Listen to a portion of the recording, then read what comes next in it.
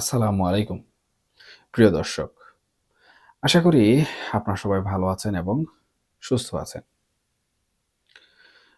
১০ জানুয়ারি বঙ্গবন্ধুর স্বদেশ প্রত্যাবর্তন দিবস ছিল। ১৯৭২ সালের এই দিনে তিনি পাকিস্তানের কারাগার থেকে মুক্ত হয়ে লন্ডন ও দিল্লি হয়ে স্বাধীন বাংলাদেশে পা রেখেছিলেন। ইতিহাসের এই মহান নেতাকে গভীর শ্রদ্ধার সাথে স্মরণ করছি। তবে আজ ইতিহাসের পাশাপাশি বর্তমান সময়ের কিছু জ্বলন্ত ইস্যু এবং পর্দার আড়ালে ঘটে যাওয়া কিছু ঘটনা নিয়ে আপনাদের সামনে আমি হাজির হয়েছি, যা আমাদের জাতীয় নিরাপত্তা এবং রাজনীতির ভবিষ্যৎ নির্ধারণে বড় ভূমিকা রাখতে যাচ্ছে। আপনারা অনেকেই অধীর আগ্রহে অপেক্ষা করছেন আমাদের জাতীয় নিরাপত্তা উপদেষ্টা ডক্টর খলিলুর রহমানের আমেরিকা সফরের ফলাফলের জন্য। তিনি ১২ তারিখে দেশে ফিরবেন বলে কথা রয়েছে। কিন্তু তার এই সফর এবং সেখানে হওয়া বৈঠকগুলো নিয়ে যেটুকু তথ্য আমাদের হাতে এসেছে, তা রীতিমতো উদ্বেগের এবং গভীর বিশ্লেষণের দাবি রাখে।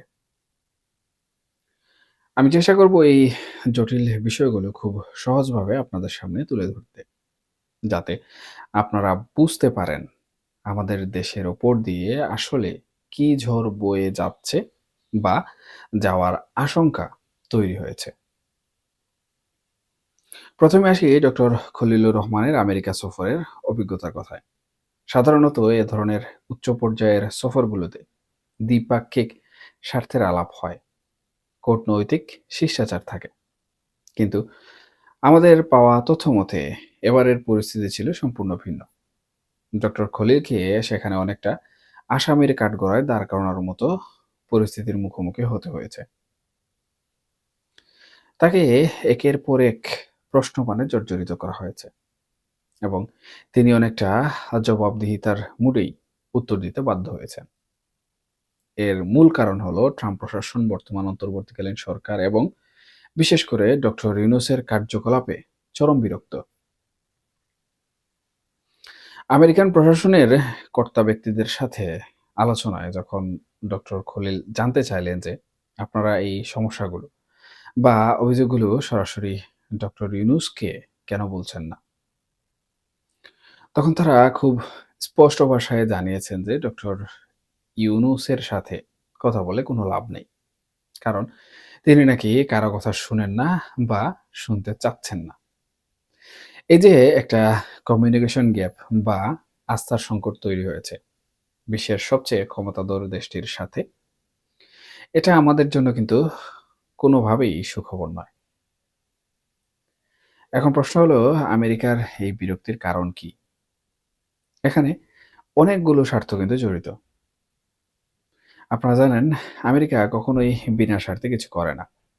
এর মধ্যে একটি বড় ইস্যু হলো বাণিজ্য এবং জ্বালানি খাত। বর্তমানে দেশে এলপিজি বা তরলকৃতি প্রাকৃতিক গ্যাসের যে ভয়াবহ সংকট চলছে, তার পেছনেও কিন্তু একটা বড় আমেরিকান কানেকশন রয়েছে।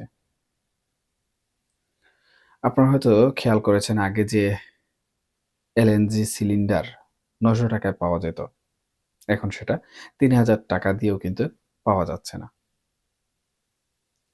এই হাহাকারের পেছনে মূল কারণ হলো সাবেক মার্কিন রাষ্ট্রদূত পিটার হাস বর্তমানে যে কোম্পানিতে উপদেষ্টা হিসাবে কাজ করছেন, সেই কোম্পানি জানুয়ারি মাস থেকে বাংলাদেশে এলএনজি সাপ্লাই দেয়ার কথা ছিল। শেখ হাসিনার আমলে যে গ্যাস $৯ থেকে $10 কেনা হতো, সেটা এখন $14 বেশি দামে কেনার চুক্তি হয়েছে।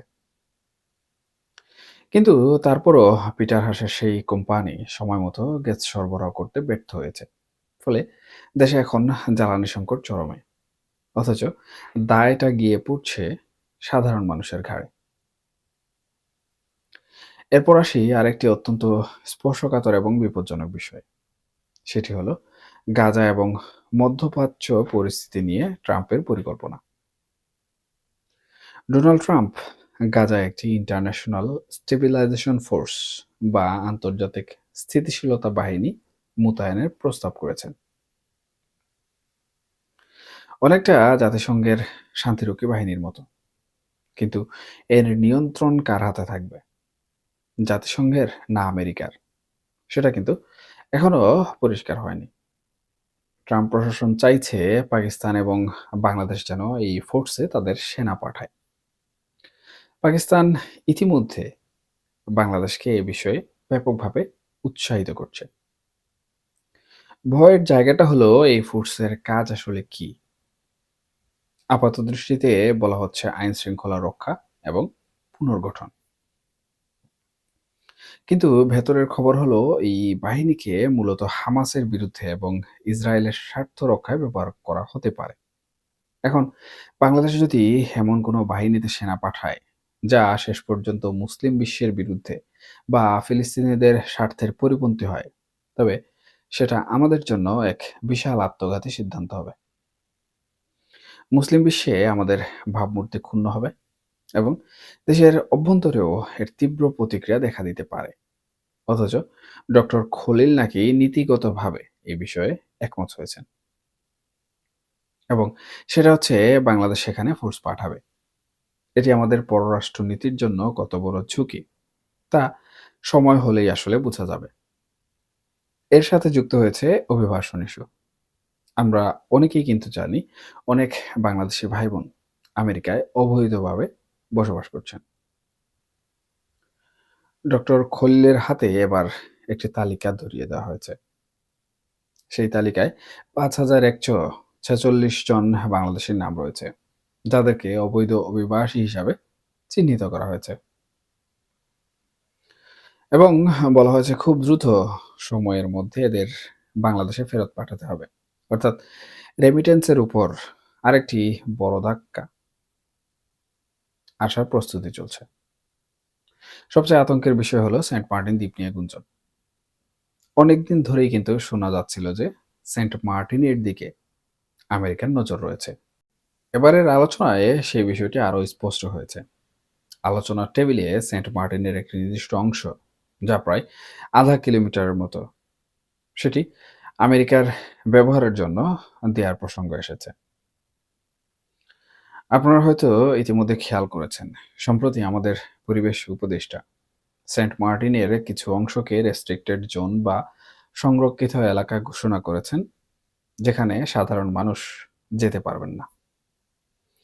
দুয়ে দুয়ে ৪ মেলালে কিন্তু বোঝা যায় এই সংরক্ষিত অংশটি হয়তো আমেরিকানদের হাতে তুলে দেওয়ার প্রক্রিয়া চলছে।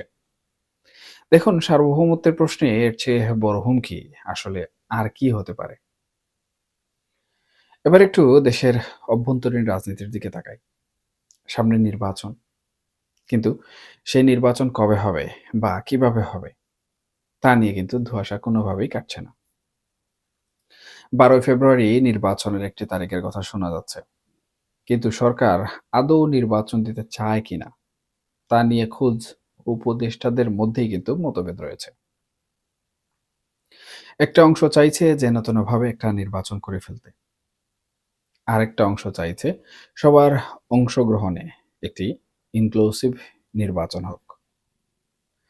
ট্রাম্প প্রশাসনও ইনক্লুসিভ নির্বাচনের জন্য চাপ দিচ্ছে। এই চাপের মুখেই নবনিযুক্ত মার্কিন রাষ্ট্রদূত ঢাকায় আসছেন এবং তিনি এসেই রাজনৈতিক দলগুলোর সাথে বৈঠক করবেন বলে কিন্তু পাক্কাভাবে জানা গেছে। তবে এর চেয়েও বড় খবর হলো আন্তর্জাতিক মহল এখন মনে করছে ডক্টর ইউনূস সরকার দেশ পরিচালনায় ব্যর্থ হচ্ছেন। তিনি না পারছেন আওয়ামী লীগকে ম্যানেজ করতে, না পারছেন একটা সুষ্ঠু নির্বাচনের পরিবেশ তৈরি করতে। ফলে তাকে সরিয়ে দেয়ার বা মাইনাস করার একটা প্রক্রিয়া পর্দার আড়ালে চলছে। যদি ডক্টর ইউনূস সরে যান, তবে কে হবেন পরবর্তী প্রধান উপদেষ্টা? এই তালিকায় বেশ কয়েকজনের নাম ছিল, কিন্তু অনেকেই রাজি হননি। বর্তমানে সিনিয়র অর্থনীতিবিদ ডক্টর হুসেন জিল্লুর রহমানের নাম শোনা যাচ্ছে, যদিও কিছু রাজনৈতিক দলের আপত্তির কারণে সেটাও কিন্তু নিশ্চিত নয়। আবার কেউ ভাবছেন ডক্টর খলিল হয়তো প্রধান উপদেষ্টা হতে পারেন, কিন্তু তিনি তো এই সম্ভাবনা নাকচ করে দিয়েছেন। তবে এটা নিশ্চিত যে সরকারের ভেতরে বড় ধরনের রদবদল বা পালাবদলের ঢেউ লাগছে। রাজনৈতিক অঙ্গনের আরেকটা গুরুত্বপূর্ণ ঘটনা হলো বিএনপির ভারপ্রাপ্ত চেয়ারম্যান তারেক রহমানের উত্তরবঙ্গ সফর বাতিল। তিনি চেয়েছিলেন রংপুরে গিয়ে শহীদ আবু সাঈদের কবর জিয়ারত করতে এবং মজলুম জননেতা মৌলানা ভাসানীর মাজারে শ্রদ্ধা জানাতে। কিন্তু হঠাৎ করেই নির্বাচন কমিশন তাকে অনুরোধ করে এই সফর বাতিল করতে। কারণটা কি? কারণ হলো একটি নির্দিষ্ট রাজনৈতিক দল নির্বাচন কমিশনে লিখিত অভিযোগ দিয়েছে। তাদের বক্তব্য হলো তারেক রহমানকে যে পরিমাণ সরকারি প্রোটোকল ও নিরাপত্তা দেয়া হচ্ছে তাতে নির্বাচনের লেভেল প্লেইং ফিল্ড বা সবার জন্য সমান সুযোগের নীতি নষ্ট হচ্ছে। এসএসএফ বা সরকারি যন্ত্র ব্যবহার করে তিনি যে সুবিধা পাচ্ছেন তা অন্যদের জন্য অন্যায্য। নির্বাচন কমিশনের এই অনুরোধের প্রেক্ষিতে তারেক রহমান তার সফর বাতিল করেছেন। এটি তার রাজনৈতিক দূরদর্শিতা হতে পারে, কিন্তু দলের ভেতরে এবং সাধারণ সমর্থকদের মধ্যে এ নিয়ে চাপা ক্ষোভ এবং হতাশা তৈরি হয়েছে। এই ঘটনা আসলে প্রমাণ করে রাজনৈতিক দলগুলোর মধ্যে পারস্পরিক অবিশ্বাস এবং ক্ষমতার ভারসাম্য নিয়ে টানাপোড়েন কতটা তীব্র। প্রিয় দর্শক, সব মিলিয়ে আমরা এক চরম অনিশ্চয়তার মধ্য দিয়ে যাচ্ছি বর্তমান সময়ে। একদিকে আন্তর্জাতিক চাপ, ভূ রাজনীতির জটিল সমীকরণ, সেন্ট মার্টিন ও গাজা ইস্যুতে আমাদের জড়িয়ে ফেলার চেষ্টা। অন্যদিকে দেশের ভেতরে দ্রব্যমূল্যের ঊর্ধ্বগতি, গ্যাস সংকট এবং রাজনৈতিক নেতৃত্বের টানাপোড়েন। রাজনীতির এই দাবার চালে সাধারণ মানুষ আজ অসহায়। আমাদের অর্থনীতি, সার্বভৌমত্ব এবং নিরাপত্তা আমি মনে করি সবই এখন ঝুঁকির মুখে। ডক্টর খলিলুর রহমান দেশে ফেরার পর হয়তো অনেক কিছুই পরিষ্কার হবে, অথবা অনেক কিছুই ধামাচাপা দেয়া হবে। তবে সচেতন নাগরিক হিসাবে আমাদের চোখ কান কিন্তু খোলা রাখতে হবে। ট্রাম্প প্রশাসনের এই চাপ এবং সরকারের ভেতরের এই অস্থিরতা শেষ পর্যন্ত বাংলাদেশকে কোন দিকে নিয়ে যায় সেটাই এখন দেখার বিষয়। আমরা আশা করি নীতি নির্ধারকরা এমন কোনো সিদ্ধান্ত নেবেন না যা দেশের স্বার্থকে জলাঞ্জলি দেয়। আজকের আলোচনা এখানে শেষ করছি। আপনারা সবাই ভালো থাকবেন, সুস্থ থাকবেন এবং অবশ্যই নিরাপদে থাকবেন। আল্লাহ হাফেজ।